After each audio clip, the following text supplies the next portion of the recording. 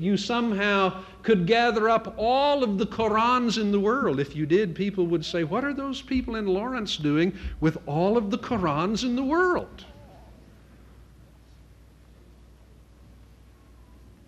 But you see, in effect, what you are having to say is that what you would not entertain the thought of doing,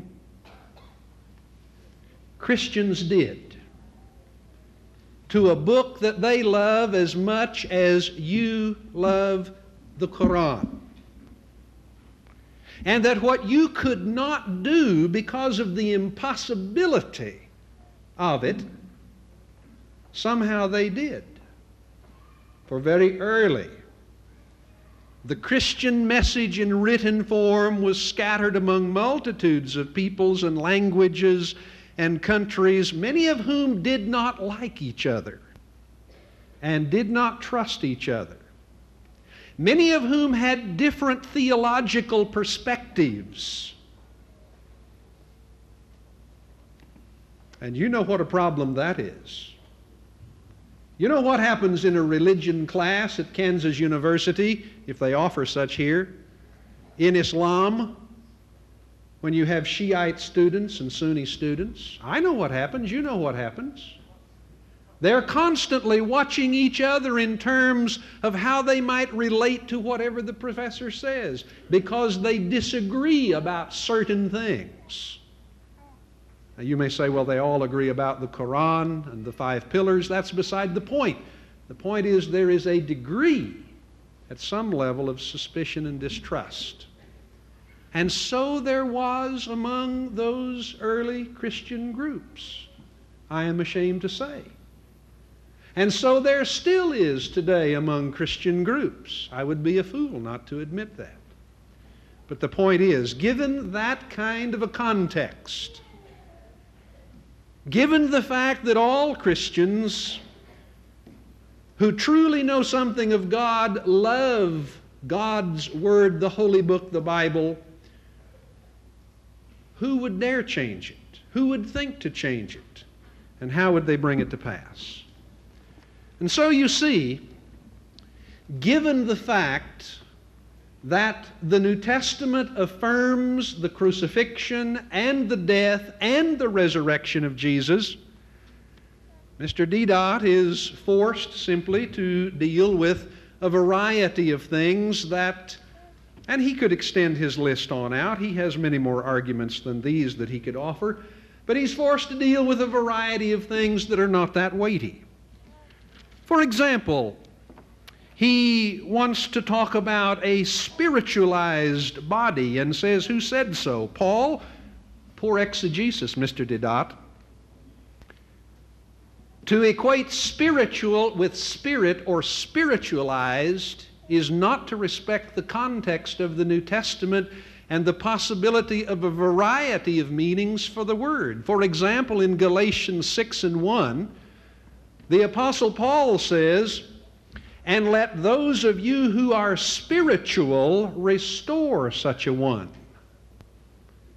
Is he saying, let those of you who have spiritualized bodies? No. But Mr. Deedat would have you understand that the word spiritual in 1 Corinthians 15 always must mean one and the same thing, namely spirit or spiritized. That's just bad exegesis. That's not respecting the context of the New Testament and the variation in the possibility of the uses of words. He tells us, for example, that when Jesus was betrayed, everyone fled, and so we have no eyewitnesses to his crucifixion. How do you know that? That is an assumption. The New Testament does not say, having fled, they stayed away. You have to assume that, and that is an assumption you make because it is one that somehow supports the position that you want to take. He wants to say about Jesus and Jonah. Was Jonah alive in the belly of the whale? Yes. And so was Jesus alive? He wants to talk about threes and so on. I'll tell you the answer to the sign, Mr. Deedat. It is that Jonah was entombed. It happened to be in a fish. And Jesus was entombed. It happened to be in the earth. The issue is not three. The issue is not dead or alive. The issue is entombment. I'm surprised to hear you admit, I think you admitted, that Jesus was in the tomb alive for 3 days. That's not standard Muslim doctrine. Standard Muslim doctrine is that Jesus' similitude or image somehow was imparted to someone standing nearby, and Jesus got away scot-free, and someone else was on the cross. Well, that is a Muslim interpretation, is it not, my friend? If you would look among your scholars, if you would look at the range of opinions and interpretations in Islamic theology, this is at least one perspective. Now, what's not being said to many of you people tonight, you Americans, is this: that Islam has a great divergency of perspectives on a variety of issues. But you're not going to hear that tonight. You're not going to learn that. What is said to you tonight by one man is in effect reported as that which all Muslims believe about a certain thing. And we could pick 100 subjects tonight and discover considerable diversity. Jesus was in the tomb 3 days alive. I'm astonished. What does 3 days equal, he asks. Well, I would suggest to you, what does 5 minutes equal? In Beirut, you'd better not take 5 minutes to mean 5 minutes on the clock, 60 seconds, because it doesn't.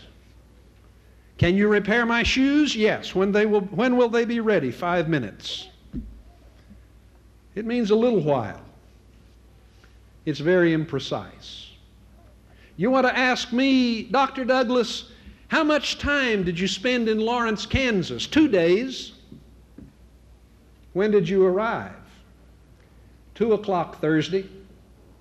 When did you leave? 9 o'clock Friday. That hardly sounds like 48 hours, but it is 2 days.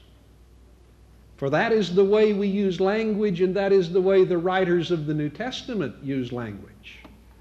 And so you see, it's to trivialize the thing, to come along and in effect begin to clip down days and ask, what's really going on here?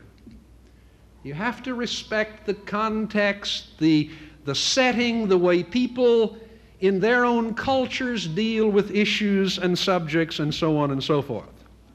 All right, having said all of that, let me go on to say what I want to say. Namely, that the Holy Book points almost from its beginning to the crucifixion, to the death, and to the resurrection of Jesus. I cannot develop these in detail for you, and so I run the risk of appearing foolish in the process, but I invite you to look at them nonetheless. In the Holy Book, Genesis 22, we are told of Abraham offering his son. Muslims believe it was Ishmael. The book of Genesis says it was Isaac. That's another question altogether. But in the course of this, Isaac the son, as this text says, asked, where is the lamb for the burnt offering? Abraham says, God will provide the lamb, my son. Abraham ties his son and prepares to slit his throat. And the Lord intervenes and points him to a ram, to an animal. And the Lord said, because you have done this and have not withheld your son, your own